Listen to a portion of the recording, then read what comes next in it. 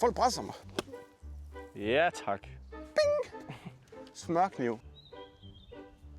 Okay, valget. Er det potteren? Ja.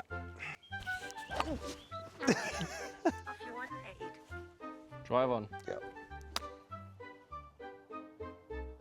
Okay, varmt. Understand it now. Velkommen til den her video. I dag kan vi lave en challenge, jeg har glædet mig rigtig meget til. Vi står lige nu i Silkeborg Golfklub. Vi tager 9 huller, og vi spiller den sløjfe, der hedder Vest. Vi er rigtig på i dag. Vi starter lige med at finde vinderen af sidste videos giveaway fra Odder Golfklub. Heroppe der kører et klip, hvor jeg tog sådan en random generator. Så vedkommende, der har vundet, skulle gerne stå her. Her. Et eller andet sted.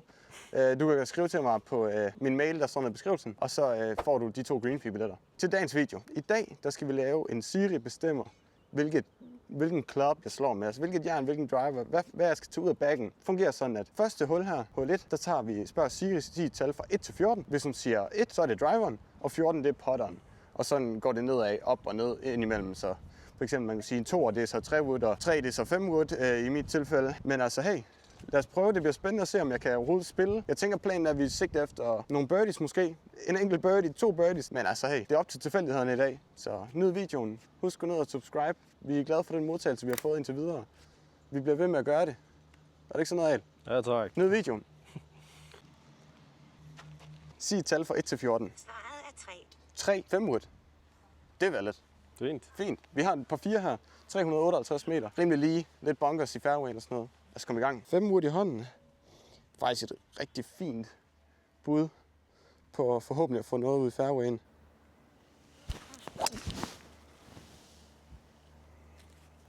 Det er slet ikke dumt. Ej, den får et godt bounce for træet, du. Der er hjemmebanefordel i dag. Vi laver i Silkeborg Golfklub. Nej, Silkeborg Golfklub. Let's go. Der er 185. Normalt havde jeg nok slået 9 wood eller 6 jern eller 5 jern. Sig et tal fra 1 til 14. Det giver 6. 6? 6 jern?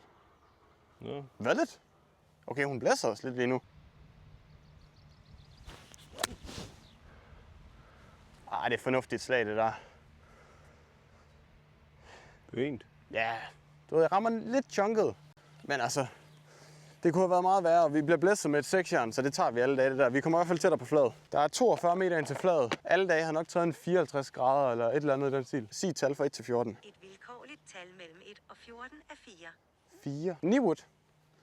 Fint. Der kan man godt lave en lille bomb and run med 9 wood. Jeg er faktisk slet ikke sur på 9 wooden. Så jeg tror bare, den lige skal have sådan en lille kysser der. Shit. Jamen, vi bliver nødt til at bare køre igen. Sig et tal mellem 1 til 14. Det giver 11. 11. Okay, det kunne godt være lækkert. Det er 50 grader. Og trill. Det er et lækkert redning, det der. Lige op og håbe, vi får en potter måske. Bare fordi den er tæt på fladet, så betyder det ikke, at den kommer i fladet nu. I mit hoved der var faktisk sådan, okay fint, vi potter den i. Det gør vi ikke. Eller lad os håbe, vi gør. Sig et tal fra 1 til 14. Det giver 4. 4. Så er det 9 wooden igen. Ej. Så tager vi en double bogey at starte på. Det er sgu okay. Jeg tror, at det er rimelig godt i forhold til den her challenge, en double bogey. Jeg kan godt forestille mig, at det kunne blive langt værre. Altså, du ved, ligesom på sidste hold, så tænker jeg, at når vi er på greenen, så det vi så får det tal, det er også bare den, vi potter med. Ja, Så ligesom vi får en 9 wood på sidste hul, så er det vores potter på det hul. Så er vi på en på 5'er her. Langt på 5'er. 478 meter, tror jeg. Sig et tal fra 1 til 14. Svaret er 6. 6, 3, 4, 5, 6. Nej, det er 6 jernet igen. Det er ikke helt ringe. Jo, du skal starte på et tidspunkt med potteren. Ja, det gør jeg ikke. Du ved igen, så er vi ude, hvor det er varmt. De videoer, I ser på min kanal, det er kun, når der er godt vejr. Vi planlægger ud for det. Nå, men 6 jern på en par 5'er. Altså, det kunne være værre. Lad os bare se, om vi kan få lagt en op i fairwayen og håbe, vi kan få et slag igen efter, som er valget.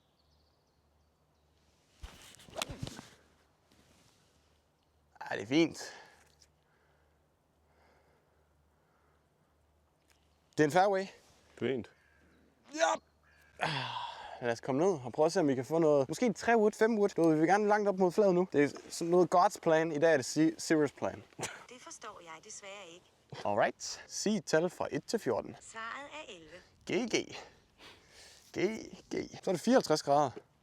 Det er jo lort, når vi har over 350 meter nu. Jamen lad os bare prøve bladen. Det kan gå alle veje. Ja. Det er jo ikke et dårligt slag. Problemet er bare, at det er en par femmer, og vi har langt igen. Ja, der er ikke så meget ved det. Det er jo en del af challengen. Altså, det er ikke mig, der bestemmer det. Eller det er det, men i dag er det Sige, der bestemmer. Sig et tal fra 1 til 14. Et vilkårligt tal mellem 1 og 14 er 11. Oh my god. Ja, hvad? 11. Er det bare 54 igen? Nå ja, det var... Yep. Det er god med dig, Al. Du kan se mig noget. Nu prøver vi at blade den her. Altså, jeg kan gøre det på alle andre tidspunkter, men nu kan jeg åbenbart ikke. Ja, tak. Det der, det var ligesom man skulle slå den. Lige her. Bing! Smørkniv. Det kunne være, at man skulle bruge den der 54 grader noget mere. Vi holder os lige i fairwayen, lige inden der begynder at komme noget hasard og nogle bunkers og sådan noget. Så lad os håbe, vi kan få en, der kan få os på greenen sikkert nu. 110 meter. Sig et tal fra 1 til 14. Svaret er 9. 9. Jamen det er bare 9-jernet. 110 meter. Det kan vi godt få 9-jern til at lege med. Tror jeg er goated. Tror jeg er rigtig goated. Den ser ud til at være lidt kort. Sig et tal 1 til 14. Det giver 77. Alright. 77. Sig et tal fra 1 til 14. Giver 4. 4. Det er niveauet igen. Den har vi jo prøvet med før. God mand, god mand. Det er vigtigt. Jamen så er det her vel for par. Ja, okay. Spændende. Nej. Ja, så er det bare for dobbelt bogey. Så er det bare dobbelt bogey. Eller bare triple bogey. Eller triple bogey. Ej, jeg skal lade være med at tro, det er bare sådan easy, fordi at... Ja, okay. Fedt. Triple bogey. Triple bogey. Og par. Til triple bogey. Fedt. Lækkert, lækkert, lækkert hul. En par 4, 263 meter. En driver her. Lidt højt. Det er et kort par 4, så vi er tilfredse med det hele. Ud over en wedge. Jeg magter ikke en wedge. Sig et tal fra 1 til 14. Svaret er 11. 11 GG. Det er vel 54 grader. Ja. Okay. Lige ud i skoven. Ind, ud igen. Ja, den hoppede ud i det høje.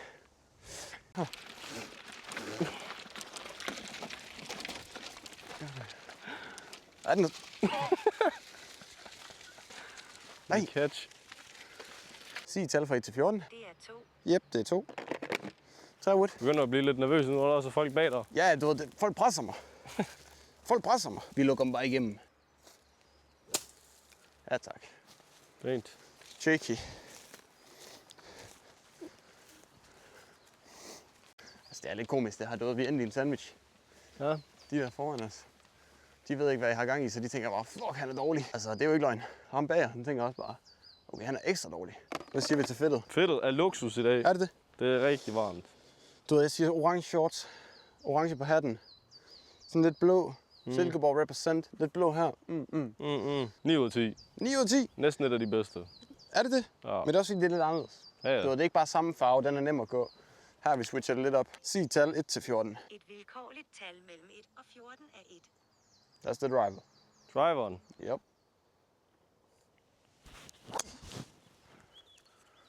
Flyver bunkeren. Direkte dunker den i bunkeren. Direkte i bunkeren. Holy shit. Så får vi lige lukket en igennem. Så er det en lukket igennem. Good sportsmanship. Okay, vi ligger faktisk ikke sådan super ringe. Du ved, de skal lige se, at du har det godt nok. Prøver bare at tage sin egen jern, eller hvad? Jeg tog 58 grader og tænkte, det var valget jo. Det er bare helt glemt det. Sig et tal fra 1 til 14. Tak for det. 13. 13. 13. Det er jo perfekt, bro. Er det? Det er jo den her jo. No. Det var den, jeg skulle tage alligevel. Fuck, man. Smæk den. Ja, tak. Kys den, som det er din søster. Ja, tak. Det tror jeg er valget. Jeg tror, det er okay. Okay, go to the slag, bro. Så er bare spørgsmålet, hvad vi skal potte med. Sig et tal fra 1 til 14. Det er 2. Det er 2. Det er 3 wooden.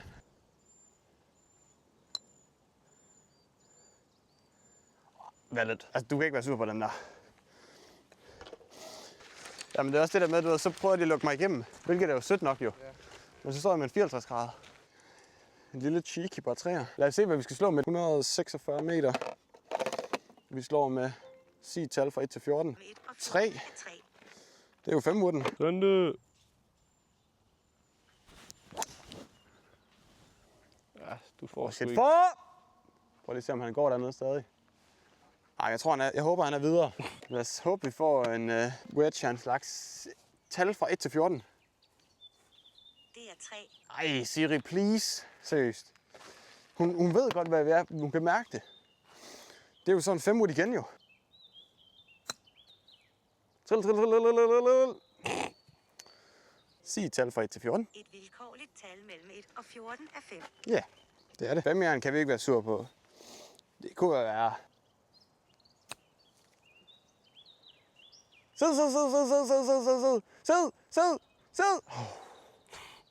Ej, jeg fik nøje på. Ægte nøje på der. Sig et tal fra 1 til 14. Svaret er 5. Det er 5'eren igen.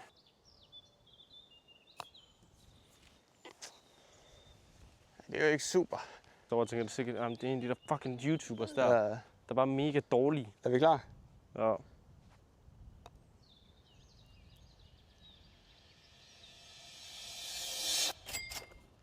Okay, valid. Hvad var det, du sagde? Prøv lige at sige, hvad du sagde lige før. Ja, fuck dig. Ja, prøv lige at sige, hvad du sagde lige før. Så til, at vi skal slås. Skal vi grapple, eller hvad? Hell no. Folk er flinke ved os, fordi du ved, der er nogen bag os, der er nogen foran os. Så du ved, vi får at vide, hvis det er, kan altså bare gå med her. Du ved, så vi ikke stresser nogen. Vi vil gerne være ordentlige mennesker på golfbanen, selvom vi laver challenges. Par 5'er, 461 meter. Please, en driver her vil være så goated. Sig et tal fra 1 til 14. Svaret er 8. Alright, buddy. Jamen 8 jern.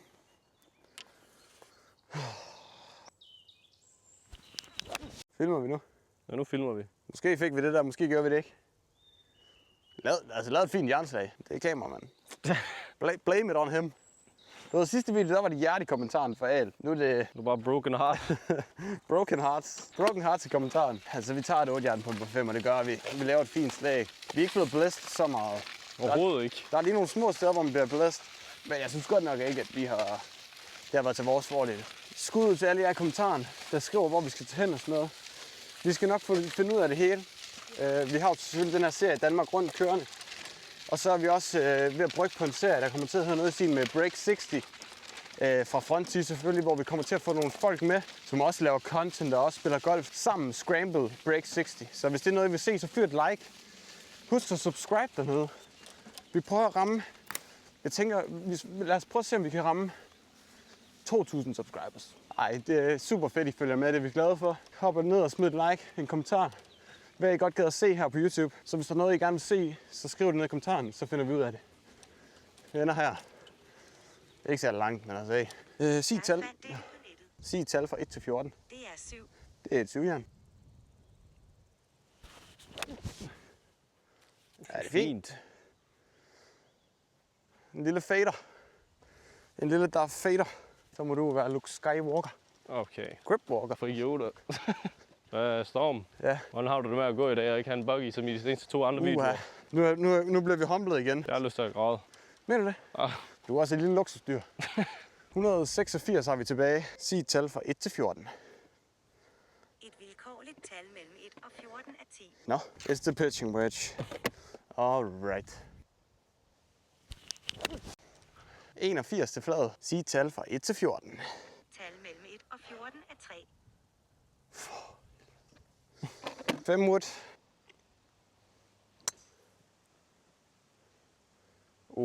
Kom. Hang. Ej, det tror jeg er så goated, det der. Ja, det var rigtig godt, det der. Så er det vel for par deroppe. Ja. Let's go. Sig et tal fra 1 til 14. Det er 7. Det er 7. Det er jo faktisk valget. For så kan vi måske lave bombe run på med 7-jernet. Det er også fint nok. Det er bare så, vi skal gå frem og tilbage hele tiden. Den trillede lidt længere, end jeg lige havde troet. Ramflod! Alright. Sid. Ej, den rammer bakken nedad. Ej, den triller. Nej, den triller.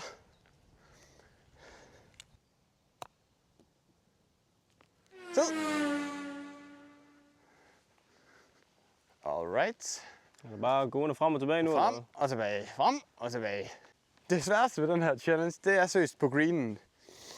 Også fordi, at min potter og mig, vi er bare så gode venner.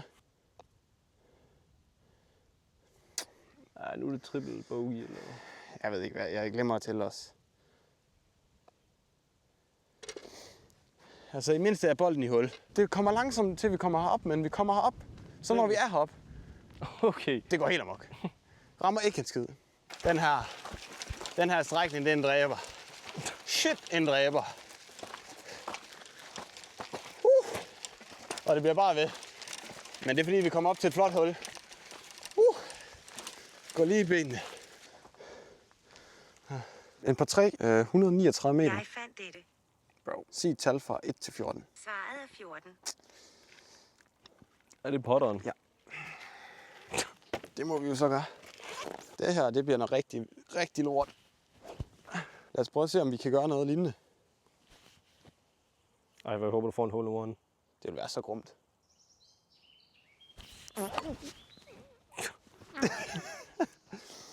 Ja. Ja, wrap it up. Vilkårligt tal. 12.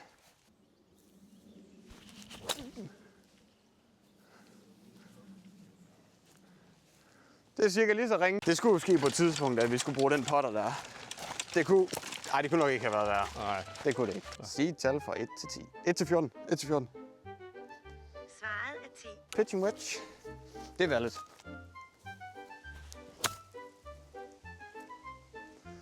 Det er fint. Vi tager det. Sig et tal fra 1 til 14. Et vilkårligt tal mellem 1 og 14 er 1. Driveren. Ja.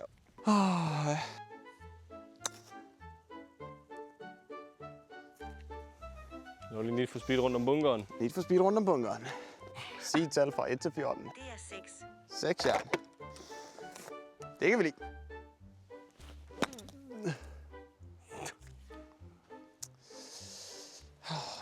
Sig et tal fra 1 til 14. Tal mellem 1 og 14 er 14.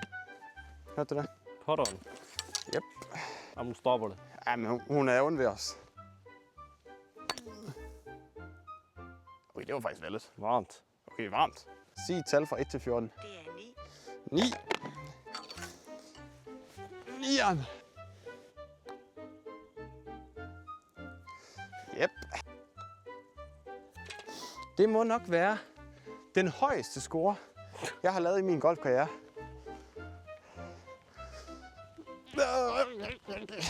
Folk er heldigvis søde, når jeg fortæller dem, hvad vi har gang i. Vi bliver heller ikke blæst af Siri. Det gør vi ikke. Det gør vi ikke. Par 4, hul nummer 7. 340 meter. Please and driver. Sig et tal fra 1 til 14. Det er 8. Prøv at se et mega flot hul. Wow. Damn. Watch the ball. Jamen et 8 jern. Tilfreds? Nej, det er jeg ikke.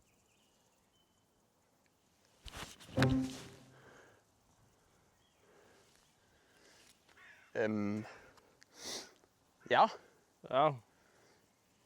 lad os gå ned og finde den. Hvor mange har vi lukket ind? 3 nu. Ja, vi har lukket 3 igennem. Men det er god stil. Det er god stil, hey. Det er både god stil, og det er god stil. Okay, wrap it up. Sig et tal fra 1 til 14. Det giver 9. 9 jern. Det er okay.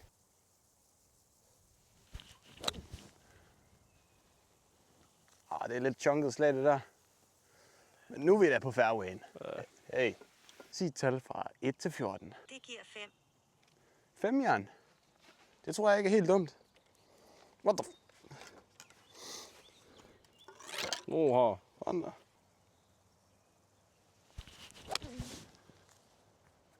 Så flot. Er den for lang?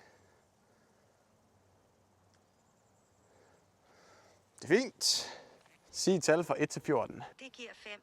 Så kører vi 5 jern ned igen.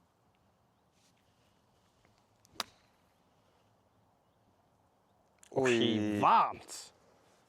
Så nu begynder challengen sådan lige så meget at komme ind under huden på mig. I know what to do. I understand it now. Sig et tal fra 1 til 14. Du skal være online for at gøre det. What? Sig et tal fra 1 til 14. Svaret er 12. 12. 54 grader. Det er perfekt.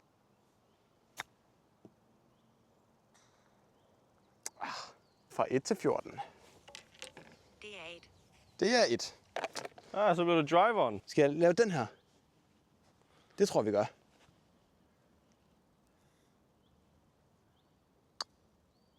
Nej!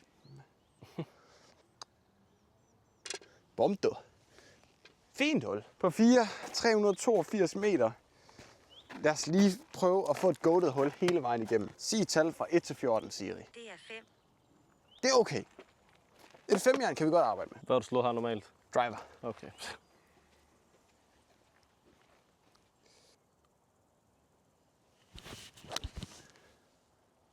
Ja, ja.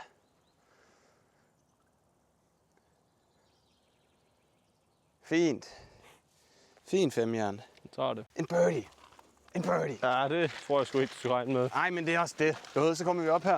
Og så skal du potte den. Nå, okay. Sig et tal fra 1 til 14.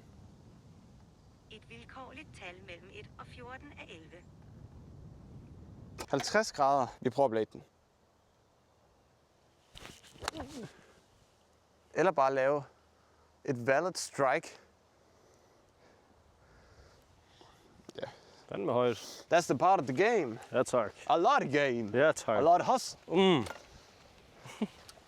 Oha. Så er vi snart ved at være ved vejs ende. Vi er på hul 8 her, hul 9 lige om lidt. Hvis I kan lide videoerne, gå ned, like og subscribe. Som sagt, vi prøver at ramme 2.000 subscribers. Når vi gør det, så skal vi nok finde på et eller andet til jer derude.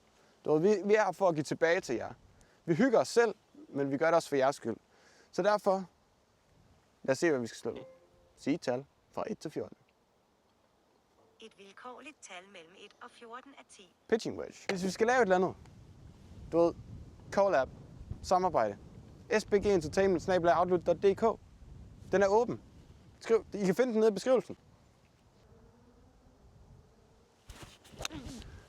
Hold da kæft. Jamen, jeg sagde til dig, at den skulle have noget luft under sig.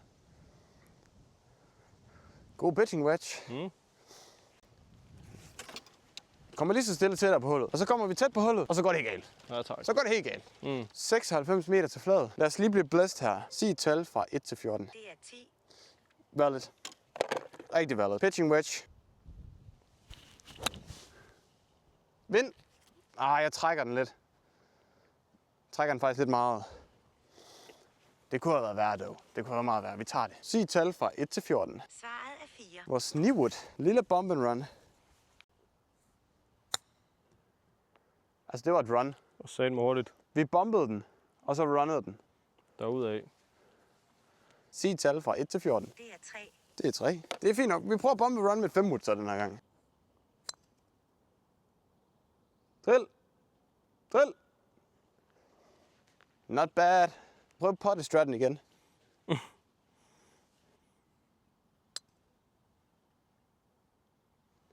Det er valgt. Det skulle være lidt nok. Vi tager det. Vi kan blive nødt til at tage det. Vi har ikke så meget andet at gøre. Sidste hul, par 4, 381 meter, var det ikke det? Jo. Sig et tal fra 1 til 14. Det er 2. Vi tager det. 3 wood. Vi skal bare op langs banen. Ikke noget med at gå for vandet. Sid. Det er fint. Rammer den super dårligt, men that's in play. And we like in play, because then we can play.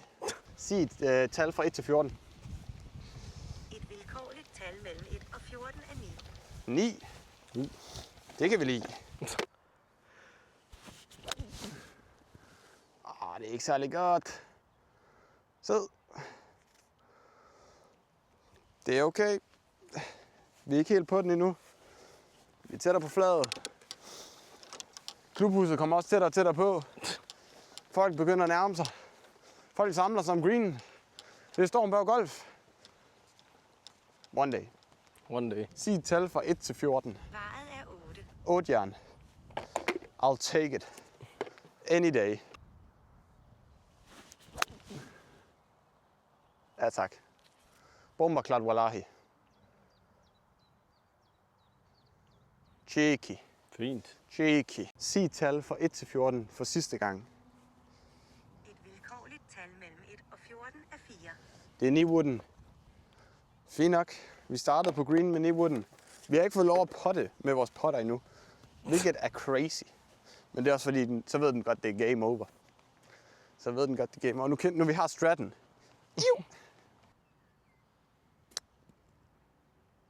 Kom. Nej. Nej. Ej, Storm. Sådan der. Drenge og piger, vi er færdige. Siri bestemmer, hvilket jern, hvilken driver, hvilken potter jeg skal tage. Hvad synes I? Skriv ned i kommentaren. Giv den et like, hvis I synes, det var sjovt. Og så ikke mindst husk at subscribe. Vi vil gerne nå det mål der. Så er der ikke andet end at sige en tak, fordi I så videoen. Glæd jer til de næste videoer. Vi har noget rigtig godt i vente.